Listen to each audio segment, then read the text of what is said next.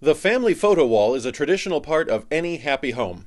Now, if a picture is worth 1,000 words, we're about to meet someone who has tens of thousands of words to share, and I only heard a small part of them. I'm Brian Johnson, and this is Nobody You Know.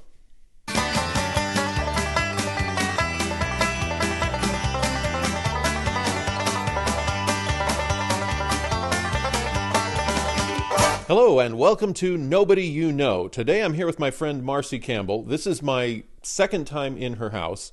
The first time I was here, she gave me a tour of the delightful photo wall behind us, and I thought it was absolutely fascinating. So we're going to get to that in just a moment. So welcome to Nobody You Know, Marcy. Thank you. Before we get started with the main subject, Marcy sent me an email of things that we could possibly talk about on the program.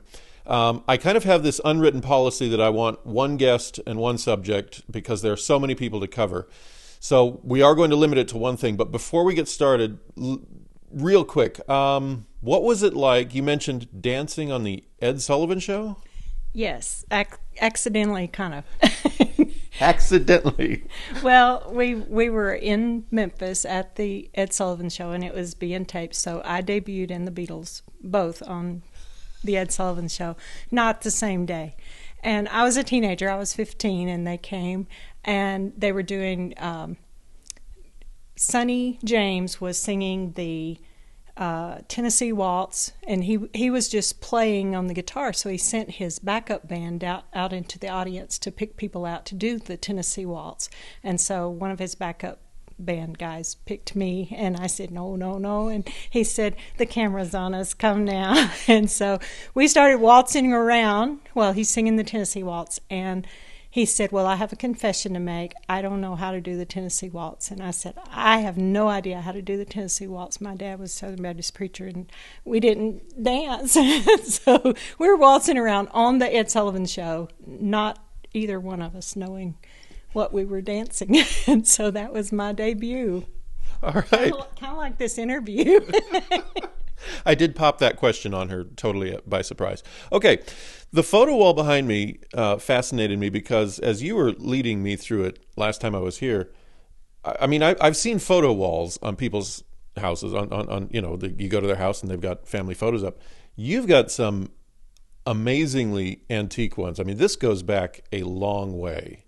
And so I thought, let's just go through this again. Let's take a look for the camera, for the audience.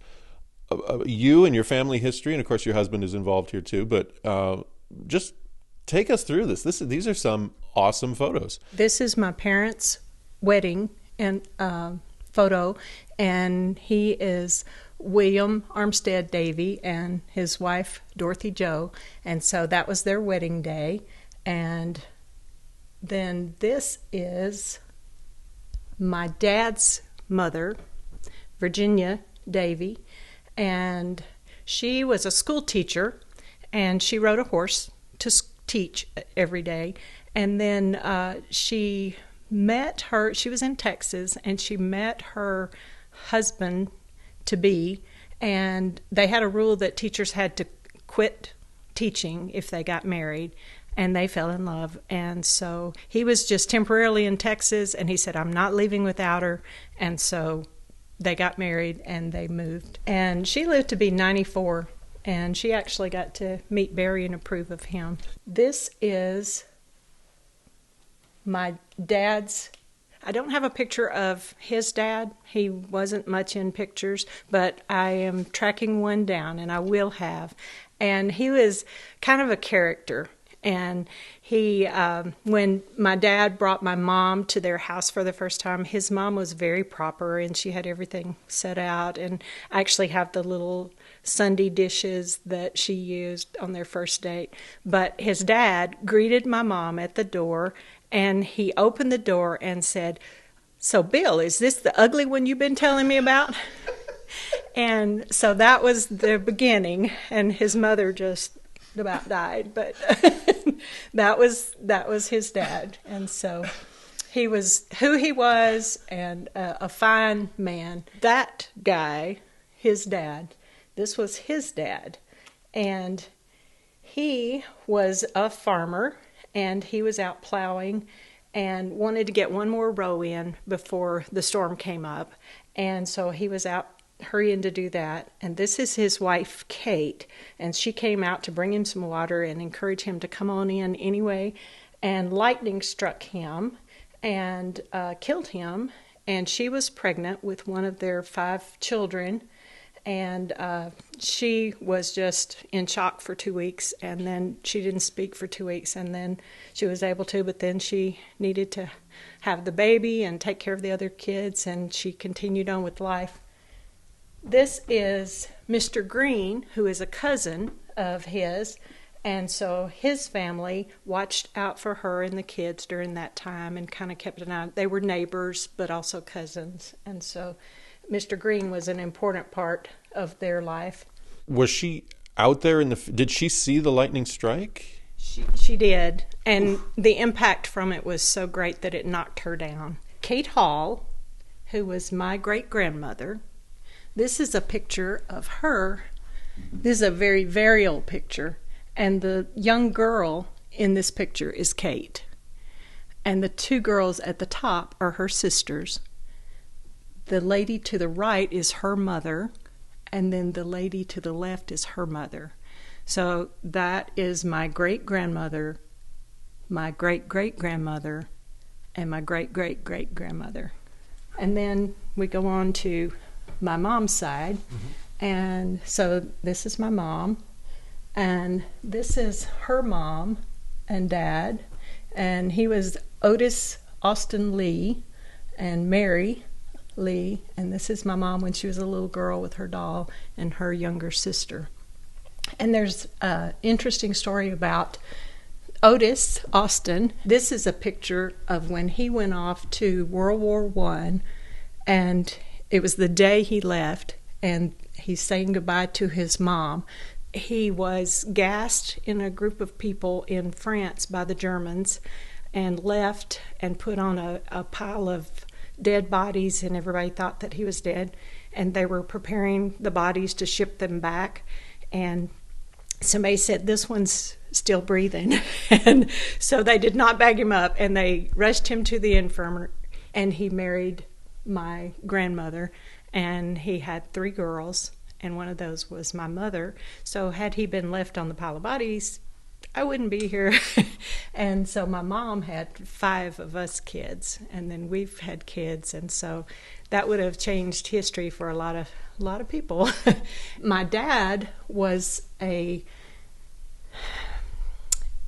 was a bricklayer and a paratrooper and a boxer. He coached boxing, and he boxed on the radio, and he enlisted at 17 to World War II, and he was a paratrooper and always in for adventure, and so he got some, and so he went over with the varsity drop of guys, and they met up. He was in the 82nd, and they met up with the 101st, and they went down under enemy lines, and he said he was just looking around, all of his buddies were being shot, and it was a horrible time. And he didn't talk about that for years and years. He wouldn't talk about the war, but my brother is a history buff, and so he would prod him and get him to answer some questions. But it was really hard for those guys, and they lost a lot of their very close friends. And so he was in the foxholes, and he was a gunner, and paratrooper gunner in the foxholes. And he said, "Lord, if you'll get me out of this, I'll do anything. I'll even be a preacher." Came back from that war so humble and gentle spirit and evangelistic, and he went to Bible school and became a pastor and pastored for 43 years. This is my mom's mom, and this picture was taken after she was very sick with TB and passed away, but somebody caught this picture of her, and for a long time it was the only picture that I had of her. And then I found this little bitty one of her when she was very young. This is Barry's mom, Mary Miner, and she married James Walker Campbell, and so she was Mary Campbell. And this was his mom and dad, Robert Campbell and Ida Cole, and so our son Jesse Cole was named after her. And he was a deputy sheriff, and he would always have Barry come over when he was a little boy. And now you got to think, Leeton, Alabama, little bitty country town, kind of Andy Griffith like. And so he would pick up a sack of hamburgers. He would just go into the place and say, "I need a sack of hamburgers," and then they would take the hamburgers down and eat it with the people that were in the jail. This lady, which is she great grandmother? So this is her mom, and this is her mom. And then this is Cap, which they all called him, and this is Cap's dad and mom up here. So this is Barry's grandfather and great-grandfather. And who was this again? This is the great-grandmother, which is also in that picture. Oh, okay, all right. And we think that that's a wedding picture, and somebody tracked down and they found the marriage license and everything, but some of the aunts thought that maybe they hadn't gotten married, but they did. And we think this is the wedding picture because she's got flowers, he has on a boutonniere and everything. Back up to his grandfather. Okay. His mother remarried a guy named... That's grandfather's mother. Right. Remarried. Okay. So his great-grandmother remarried a man named Mr. Stewart. And so they were at their home, and a big tornado came through because a lot of tornadoes come through Alabama. And so she had a new baby, and she took the baby and tried to shelter the baby and the boys in a fireplace, and she put her body over them, and the entire house was destroyed and blew away, and she and the baby, and it left the two boys. So he and his step brother were orphaned at age 12. Oh, man. And so he went to work on a farm and worked his way up and became foreman of that farm, and then saved up and bought how many acres was it? 20 acres?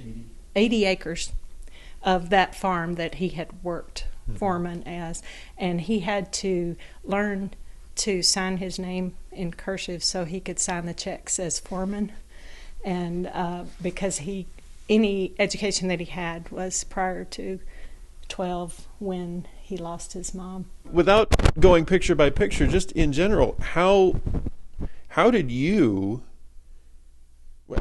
some of these get preserved? How did they end up in your care? Well, I always look at pictures when I go to family members, and different siblings would come across one, and then we would share with each other. And then my parents had them, and then when they passed away, we made copies of different pictures and shared. And then I asked for pictures from Barry's side, and Barry's mom, I remember, I think she's just gorgeous, and she said, "Oh, don't put that one up there." She said, I had 2 kids by then, and so just a long process of so-and-so in the family has got this one, I want to hold on to that, make sure we don't lose it. And okay. Well, that was a whirlwind look at the history of one family tree through some amazing photographs. I'm very glad that I got the opportunity to hear it again. Second time for me, first time for you, but now it's caught on video for the whole world to see. You don't mind sharing that with the whole world, do you? I don't think so. Okay, all right, good. So thank you, Marcy Campbell, for being on Nobody You Know. I'm your host, Brian Johnson. Don't forget that if you enjoyed the video, click the like button, click the subscribe button, the little bell that gives you notifications, because it's my goal that every Tuesday at 6 p.m. we premiere a new episode, so you won't want to miss those.